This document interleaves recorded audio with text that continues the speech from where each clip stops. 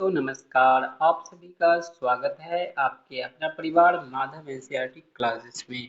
दोस्तों बचपन से आपने सुने होंगे परिश्रम करना यानी मेहनत करना कभी विफल नहीं होता है। तो अगर आप कोशिश करते हैं तो आपका हार कभी नहीं होगा। हर एक प्रश्न हर एक क्वेश्चन आपको याद भी होता चला जाएगा।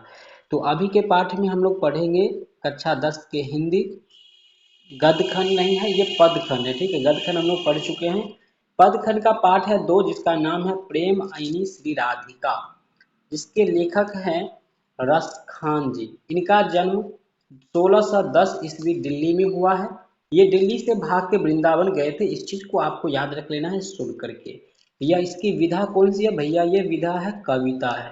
प्रेम आईनी श्री राधिका क्या है? कविता है, जिसका कवि रस खान जी है। इनकी प्रमुख कृतियां क्या है? प्रमुख रचनाएं क्या है? प्रेम वाटिका, सुजान रस खान। ध्यान रखिएगा, एक सुजान सागर होता है।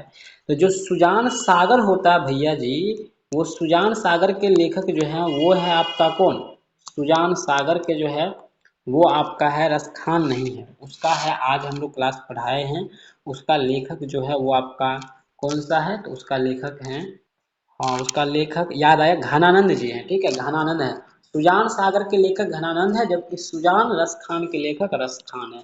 इसको आपको याद रखना है। तीसरा प्रश्न यहाँ पर आप देख रहे हैं नीचे में, ये तीसरा पार्ट आज हम लोग पढ़ा दिए हैं। क्लास आपको मिल जाएगा। चाहे तो आप ऐसा पीडीएफ अगर ऐसा नोट्स चाहते हैं तो आप हमें कमेंट कर सकते हैं। साथ ही आप चाहे तो इस नंबर पे आप व्हाट्सअप भी कर सकते हैं और सभी पीडीएफ प्राप्त कर सकते हैं।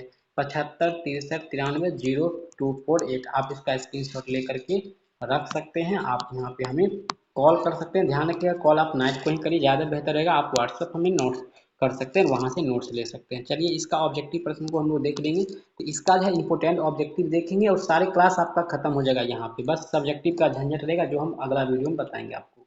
तो प्रेम वाटिका किसकी रचना है भैया जी? प्रेम वाटिका जो रचना है वो रस खान जी की रचना है। ऊपर में ही हमने पढ़ा है। रस खान किस भाषा के कवि है? तो ये वर्ज भाषा के कवि है। घनानंद भी वर्ज भाषा के कवि है। आगे हम आपको पढ़ाएंगे घनानंद भी किस भाषा के कवि है, तो वर्ज भाषा के कवि है।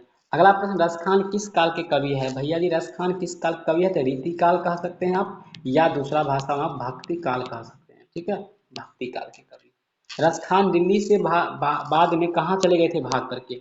तो ये जो है दिल्ली से भाग कर कहाँ चले गए थे? तो भैया वृंदावन। वृंदावन बच्चे के द्वारा गलत लिखा गया है, अशुद्ध है।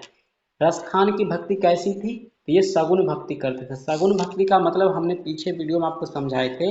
इसका मतलब होता है जो भगवान के अवतार को मानते हैं, भगवान मंदिर में है, मूर्ति में, इसको विश्वास करते हैं। रस खान को पुष्टि मार्ग की दीक्षा किसने दी?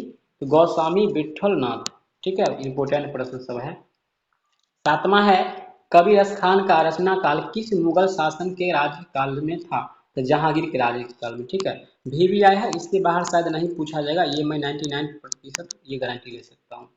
सुजान रस खान किनकी रचना है? तो भैया रस खान की है रचना, ऊपर हम बता दिया। सुजान सागर की रचनाकार कौन है? जरा कमेंट कीजिएगा आप लोग। हिंदी के आदि कवि कौन थे? भैया हिंदी के आदि कवि थे राधा कृष्ण। हिंदी के आदि कवि कौन है? राधा कृष्ण। सरहपाद की कृति क्या है? सरहपाद की कृति है दोहरा कोश।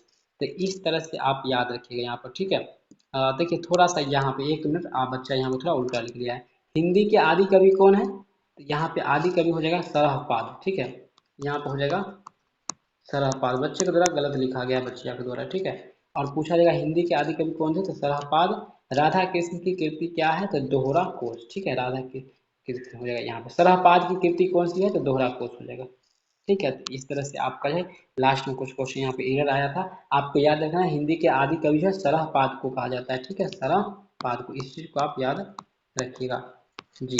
चलिए यह क्लास आपको कैसा लगा? ज़्यादा देर हम नहीं देंगे वीडियो आपको। अगर आप लोगों का कमेंट रहा, अगर आप क्लास करते हैं यहाँ तक वीडियो को देखते हैं तो कमेंट कीजिए। हम आपको पूरे पूरे क्लास एक ही वीडियो में देने का प्रयास करेंगे। मिलते हैं दूसरे वीडियो में, तब तक के लिए जय हिंद, वंदे मातरम।